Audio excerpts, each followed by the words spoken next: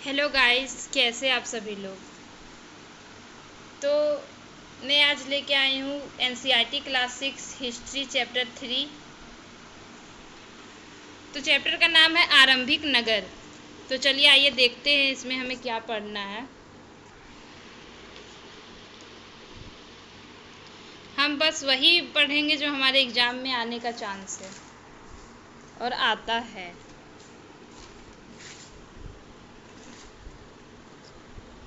हड़प्पा की कहानी।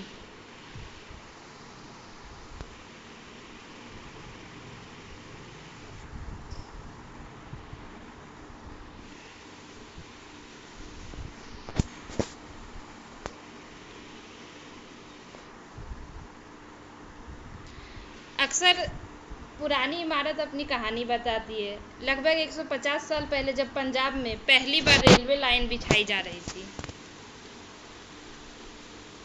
तो ये नोट करने का है कि रेलवे लाइन पहली बार पंजाब में बिछाई जा रही थी 150 साल पहले।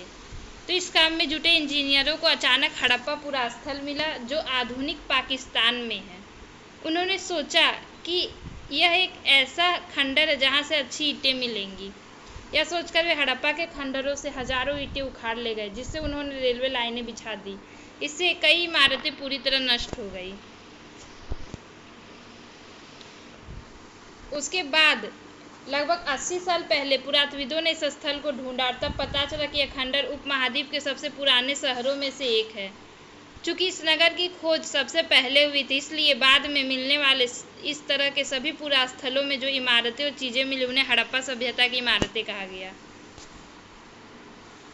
इन शहरों का निर्माण लगभग 4700 साल पहले हुआ था। यानी कि जो हड़प्पा में शहर मिले उनका निर्माण लगभग 4700 साल पहले हुआ था।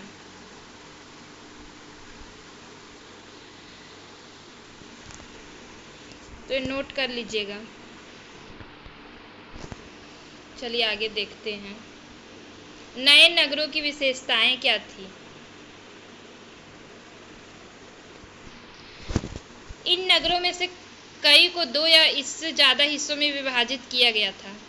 प्रायः पश्चिमी भाग छोटा था लेकिन ऊंचाई पर बना था और पूर्वी हिस्सा बड़ा था लेकिन यह निचले इलाके में था। ऊंचाई वाले भाग को पुरातत्वविदों ने दुर्ग कहा है। मतलब कि जो नगर थे इनमें जो ऊंचाई वाला भाग था वो पश्चिमी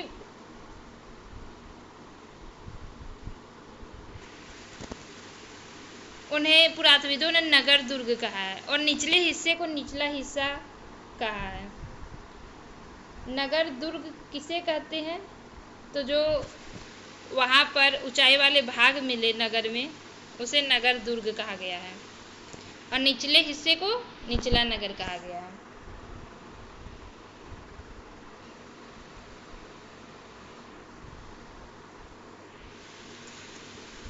दोनों हिस्सों की 4 दीवारियां पक्की ईंटों की बनाई जाती थी। इसकी ईंटें इतनी अच्छी पकी थी कि हजारों साल बाद आज तक उनकी दीवार खड़ी रही। आप सोच सकते हैं कि उस समय हजारों साल पहले का दीवार अभी तक खड़ा है, कितनी मजबूती रही होगी उस समय ईंटों में। और आज हम देखते हैं कि 20 साल 30 साल बाद दीवार गिर जाता है। दीवार बनाने के लिए ईंटों की चिनाई इस तरह करते थे जिससे कि दीवारें खूब मजबूत रहे। कुछ नगरों के नगर दुर्ग में कुछ खास इमारतें बनाई गई थी। मिसाल के तौर पर मोहनजोदड़ो में खास तालाब बनाया गया था जिसे पुरातत्वविदों ने महान स्नानागार कहा है। तो महान स्नानागार कहाँ पर स्थित है? मोहनजोदड़ो में। क्वेश्चन एग्जाम में कई बार पूछे जाते हैं, नोट कर लीजिएगा। इस तालाब को बनाने में ईंट और प्लास्टर का इस्तेमाल किया गया था और जो यह मोहनजोदड़ो में तालाब बनाया गया था उसमें ईंट और प्लास्टर का इस्तेमाल किया गया था। इसमें पानी का रिसाव रोकने के लिए प्लास्टर के ऊपर चारकोल की परत चढ़ाई गई थी। यह जो दीवार था इसमें पानी का रिसाव रोकने के लिए चारकोल का इस्तेमाल किया गया था। इस सरोवर में 2 तरफ से उतरने के लिए सीढ़ियां बनाई गई थी और चारों और कमरे बनाए गए थे। इसमें भरने के लिए पानी कुएं से निकाला जाता था।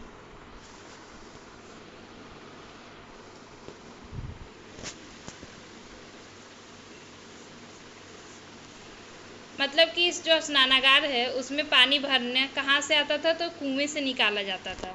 उपयोग के बाद इसे खाली कर दिया जाता था। शायद यहाँ विशिष्ट नागरिक विशेष अवसरों पर स्नान किया करते थे। मतलब मोहनजोदड़ो में यह जो स्नानागार मिला है, यहाँ पर पानी कुएं से निकालकर भरा जाता था और फिर खाली कर दिया जाता था। तो शायद यह अनुमान लगाया गया है कि यहाँ विशिष्ट नागरिक विशेष अवसरों पर स्नान किया करते थे। कालीबंगा और लोथल जैसे अन्य नगरों में अग्निकुंड मिले हैं। तो अग्निकुंड कहाँ मिले? कालीबंगा और लोथल में। ये एग्जाम में पूछा जा चुका है। जहाँ संभवतः यज्ञ किए जाते होंगे, यह अनुमान लगाया गया है कि यहाँ संभवतः यज्ञ किए जाते होंगे। हड़प्पा, मोहनजोदड़ो और लोथल जैसे कुछ नगरों में बड़े बड़े भंडार गृह मिले हैं। तो हड़प्पा, मोहनजोदड़ो और लोथल जैसे जगहों में बड़े भंडार गृह मिले हैं। चलिए आगे देखते हैं। ये महान स्नानागार का पिक्चर है। महान स्नानागार।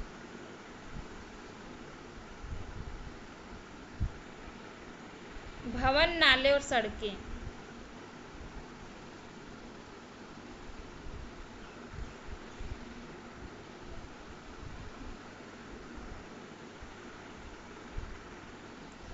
भवन, नाले और सड़कें। इन नगरों के घर आमतौर पर 1 या 2 मंजिले होते थे। यानी कि जो हड़प्पा और मोहनजोदड़ो के नगर में जो घर मिले हैं वे 1 मंजिला या 2 मंजिले होते थे। घर के आंगन के चारों ओर कमरे बनाए जाते थे। अधिकांश घरों में एक अलग स्नानागार होता था और कुछ घरों में कुएं भी होते थे। तो ये नोट कर लीजिएगा, एग्जाम में पूछा जाता है। कई नगरों में ढके हुए नाले थे। इन्हें सावधानी से सीधी लाइन में बनाया जाता था। हर नाली में हल्की ढलान होती थी ताकि पानी आसानी से बह सके। अक्सर घरों की नालियों को सड़कों की नालियों से जोड़ दिया जाता था और बाद में बड़े नाले में मिल जाती थी। नालों के ढके होने के कारण इनमें जगह जगह पर मेनहोल बनाए गए थे।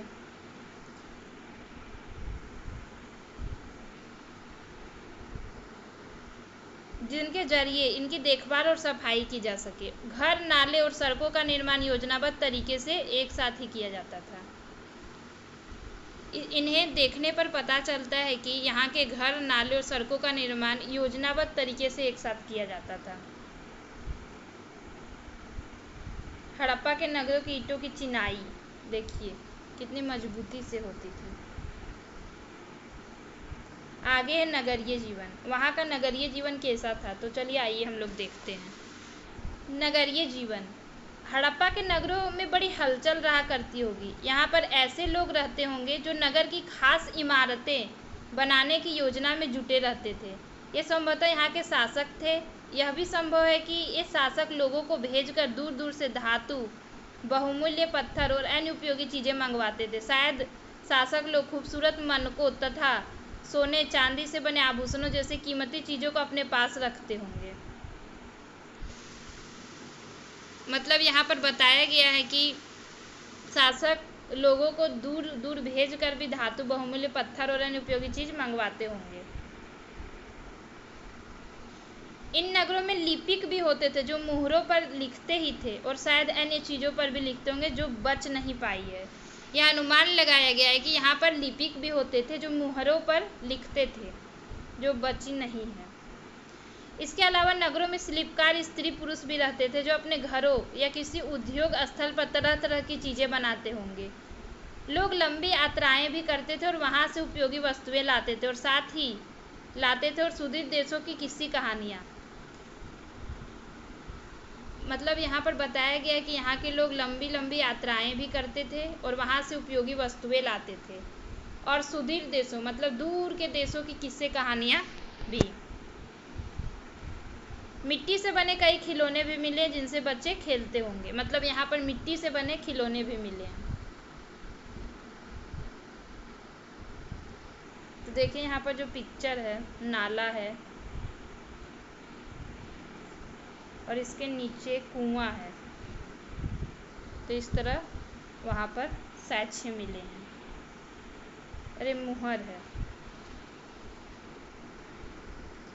पक्की मिट्टी के खिलौने।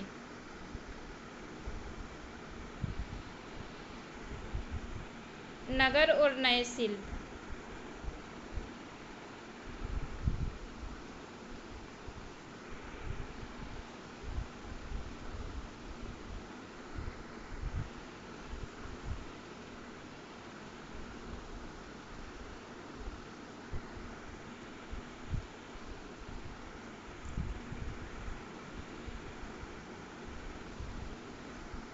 पुरातत्वविदों को जो चीज़ें वहाँ मिली हैं उनमें अधिकतर पत्थर, शंख, तांबे, कांसे, सोने और चांदी जैसी धातुओं से बनाई गई थी। तांबे और कांसे के औजार, हथियार, गहने, बर्तन बनाए जाते थे। सोने और चांदी के गहने और बर्तन बनाए जाते थे। यहाँ मिली सबसे आकर्षक वस्तु में मनके, बाट और फलक है। तो ये देखिए यहाँ पर जो मिला है आभूषण, सोना, चांदी।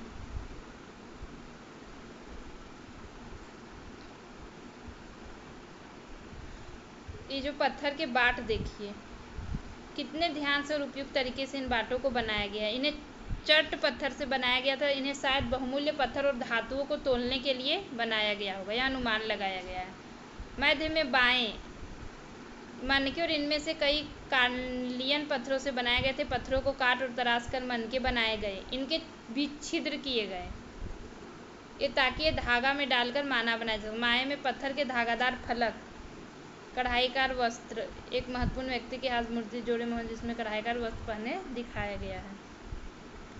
चलिए आगे देखते हैं। हड़प्पा सभ्यता के लोग पत्थर की मुहरें बनाते थे। इन्हें आयताकार मुहरों पर सामान्यतः जानवरों के चित्र मिलते। हड़प्पा सभ्यता के लोग काले रंग से डिजाइन किए गए खूबसूरत लाल मिट्टी के बर्तन बनाते थे।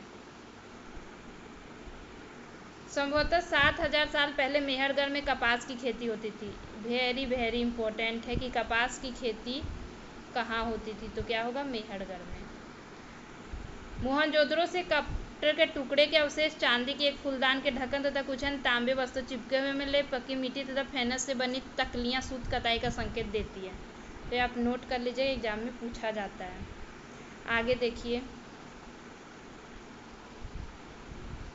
इनमें से अधिकांश वस्तुओं का निर्माण विशेषज्ञों ने किया था। विशेषज्ञ उसे कहते जो किसी खास चीज को बनाने के लिए खास प्रशिक्षण लेता है, जैसे पत्थर तराशना, मनके चमकाना या फिर मुहरों पर पच्चीकारी करना आदि। हर व्यक्ति विशेष नहीं हो सकता था। हमें यह पता नहीं कि क्या सिर्फ पुरुष ही ऐसे कामों में प्रशिक्षण हासिल करते थे या फिर केवल महिलाएं ही। शायद कुछ महिलाएं और पुरुष दोनों साथ मिलकर काम में दक्ष हो। फेनस क्या होता है? पत्थर और शंख प्राकृतिक तौर पर पाए जाते हैं, लेकिन फेनस को कृत्रिम रूप से तैयार किया जाता है। बालू या स्फटिक पत्थरों के चूर्ण को गोंद में मिलाकर उनसे वस्तुएं बनाई जाती थी। उसके बाद उन वस्तुओं को एक चिकनी परत पर चढ़ाई जाती थी। इस चिकनी परत के रंग प्रायः नीले या हल्के समुद्री रंग होते थे। फेनस से मनके, चूड़ियाँ, बाले और छोटे बर्तन बनाए जाते थे। तो आपने देख लिया कि फेनस क्या होता था, एग्जाम में पूछा जाता है, नोट कर लीजिएगा। आगे देखते हैं कच्चे माल की खोज। कच्चा माल उन पदार्थों को कहते हैं जो या तो प्राकृतिक रूप से मिलते हैं या फिर किसान या पशुपालक उनका उत्पादन करते हैं, जैसे लकड़ी या धातुओं के प्राकृतिक रूप से उपलब्ध कच्चे माल हैं। इनसे फिर कई तरह की चीज़ें बनाई जाती है। मिसाल के तौर पर किसानों द्वारा पैदा किए गए कपास को कच्चा माल कहते हैं, जिसके बाद में कताई बुनाई करके कपड़ा तैयार किया जाता है। हड़प्पा में लोगों को कई चीज़ें वहीं मिलती थी, लेकिन तांबा, लोहा, सोना, चांदी और बहुमूल्य पत्थर जैसे पदार्थों को वे दूर से आयात करते थे। तो यहाँ आपने देख लिया कि कच्चा माल किसे कहते हैं। आगे हड़प्पा के लोग तांबे का आयात संभवतः आज के राजस्थान से करते थे। यहाँ तक कि पश्चिमी एशियाई देश ओमान से भी तांबे का आयात किया जाता था। मतलब हड़प्पा के लोग तांबे का आयात आज की राजस्थान से करते या फिर पश्चिमी एशियाई ओमान से भी किया जाता था। नोट कर लीजिएगा। कांसा बनाने के लिए तांबे के साथ मिलाई जाने वाली धातु टीन का आयात आधुनिक ईरान और अफगानिस्तान से किया जाता था। सोने का आयात आधुनिक कर्नाटक और बहुमूल्य पत्थर का आयात आधुनिक गुजरात, ईरान और अफगानिस्तान से किया जाता था। तो ये नोट कर लीजिए, क्वेश्चन एग्जाम में पूछे जाते हैं। चीज़ों को एक जगह से दूसरी जगह कैसे लाया जाता था, इन चीज़ों को देखकर पता चलता है कि वाहन का प्रयोग भी होता था। नगरों में रहने वालों के लिए भोजन। लोग नगरों के अलावा गांवों में भी रहते थे। वे अनाज उगाते थे और जानवर पालते थे। किसान और चरवाहे ही शहरों में रहने वाले शासकों, लेखकों और दस्तकारों को खाने पीने के सामान देते थे। पौधों के अवशेष से पता चलता है कि हड़प्पा के लोग गेहूं, जौ, दाल, मटर, धान, तिल और सरसों उगाते थे। मतलब हड़प्पा के लोग गेहूं, जौ, दालें, मटर, धान, तिल और सरसों उगाते थे। नोट कर लीजिएगा। जमीन की जुताई के लिए हल का प्रयोग एक नई बात थी। हड़प्पा काल के हल तो नहीं बच पाए हैं क्योंकि वे प्राय लकड़ी के बनाए जाते थे, लेकिन हल के आकार के खिलौने मिले। इस क्षेत्र में बारिश कम होती है, इसलिए सिंचाई के लिए लोगों कुछ तरीके अपनाए होंगे। मतलब पानी का संचय किया जाता होगा, ज़रूरत पड़ने पर उससे फसलों की सिंचाई की जाती होगी। मतलब यहाँ सिंचाई भी की जाती थी और पानी का संचय भी किया जाता था। और यहाँ पर हल के खिलौने मिले, जिससे पता चलता है कि यहाँ के लोग हल का भी उपयोग करते थे। हड़प्पा के लोग गाय, भैंस और बकरियां पालते थे। बस्तियों के आसपास तालाब और चारागाह होते थे, लेकिन सूखे महीने में मवेशियों के झुंडों को चारा पानी की तलाश में दूर दूर तक ले जाया जाता था। वे बेर जैसे फलों को इकट्ठा करते थे, मछलियां पकड़ते थे और हिरन जैसे जानवरों का शिकार भी करते थे। मतलब हड़प्पा के जो लोग थे वे गाय, भैंस, भेड़ और बकरियां पालते थे। और यहाँ पर बस्तियों के आसपास तालाब और चारागाह होते थे, लेकिन सूखे महीने में मवेशियों के झुंडों को चारा पानी की तलाश में दूर दूर तक ले जाया जाता था। वे बेर जैसे फल इकट्ठा करते थे, मछलियां पकड़ते थे और हिरन जैसे जानवरों का शिकार भी करते थे।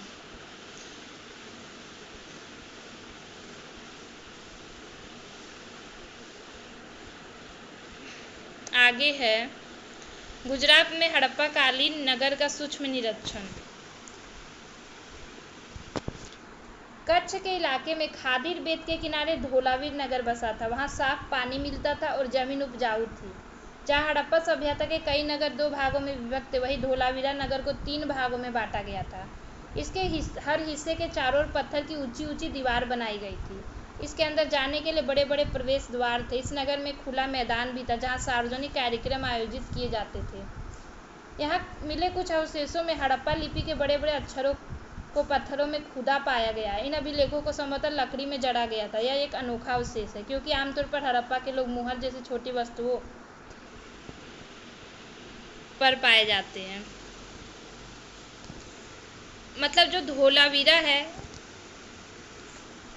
वो कच्छ के इलाके में खदीर बेट के किनारे धोलावीरा नगर बसा था। नोट कर लीजिएगा, कच्छ के इलाके में खदीर बेट के किनारे, वहाँ साफ पानी मिलता था और जमीन उपजाऊ थी। मतलब हड़प्पा सभ्यता के जितने भी नगर मिले उनमें से अधिकतर नगर 2 भागों में विभक्त थे, लेकिन एक धोलावीरा ही नगर था जो 3 भागों में विभक्त था। ये क्वेश्चन एग्जाम में पूछा जाता है कि वह कौन सा नगर है हड़प्पा कालीन जो 3 भागों में विभक्त था, तो ये नोट कर लीजिएगा। इसके हर हिस्से में चारों ओर पत्थर की ऊंची ऊंची दीवारें बनाई गई थी। इसके अंदर जाने आने के लिए बड़े बड़े प्रवेश द्वार थे।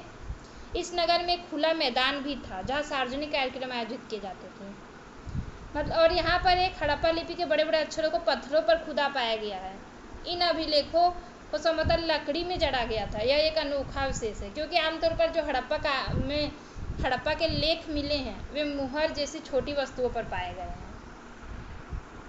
गुजरात की खंभात की खाड़ी में मिलने वाली साबरमती की एक उपनदी के किनारे बसा लोथल नगर एक स्थान पर बसा था जहाँ कीमती पत्थर जैसा कच्चा माल आसानी से मिल जाता था, जहाँ पत्थरों, शंखों और धातुओं से बनाई गई चीज़ों का एक महत्वपूर्ण केंद्र था। इस नगर में एक भंडार गृह भी था। इस भंडार गृह में कई मुहरें और मुद्रांकन या मुहरबंदी गीली मिट्टी पर दबाने उनके छाप मिले हैं।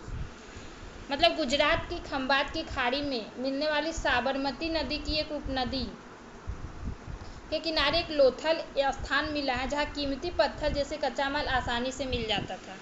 यहाँ पत्थरों, शंखों, धातु बने चीज़ों का महत्वपूर्ण केंद्र है। इस नगर में भंडार गृह भी मिले हैं। जैसे लोथल एक बंदरगाह है, नोट कर लीजिएगा, ठीक है। और कहाँ है? गुजरात की खंभात की खाड़ी में मिलने वाली साबरमती की उपनदी के किनारे बसा।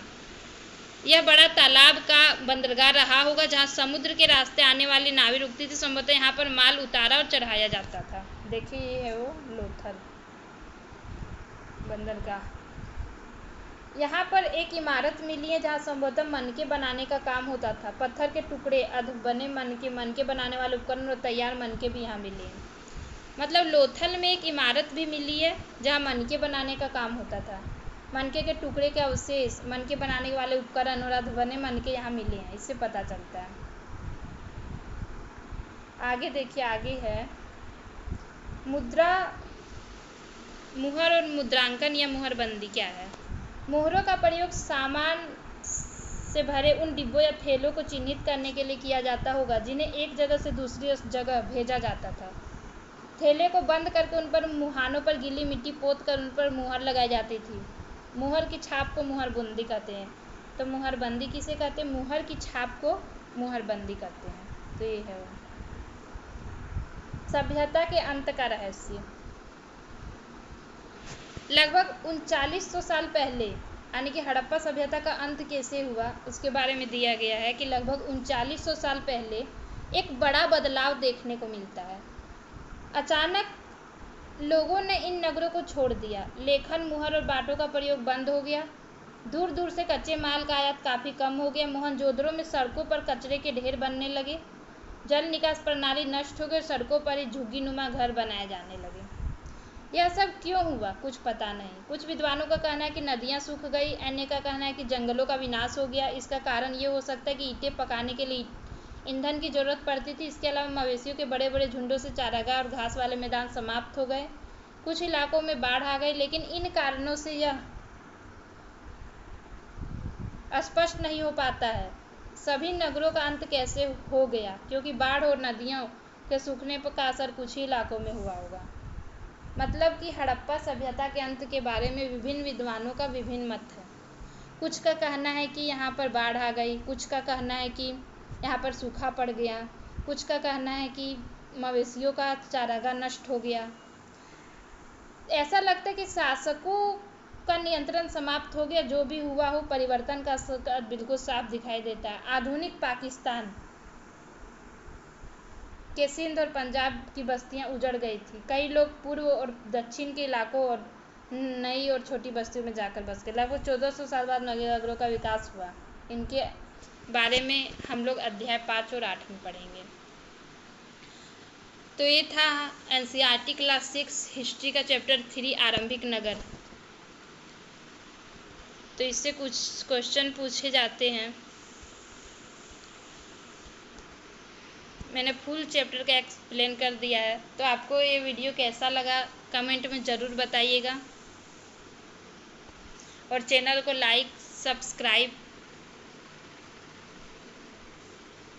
को सब्सक्राइब ज़रूर कीजिएगा और वीडियो को लाइक ज़रूर कीजिएगा। इसी तरह करके मैं एक एक चैप्टर का पूरा डिटेल से पढ़ाऊँगी और फिर उसका ऑब्जेक्टिव क्वेश्चन का वीडियो लाऊँगी। जैसा कि मैंने पहले 2 चैप्टर पढ़ाया, उसका ऑब्जेक्टिव क्वेश्चन का वीडियो डाला हुआ, आप जाके वहाँ देख सकते हैं। तो आज के लिए इतना ही। धन्यवाद।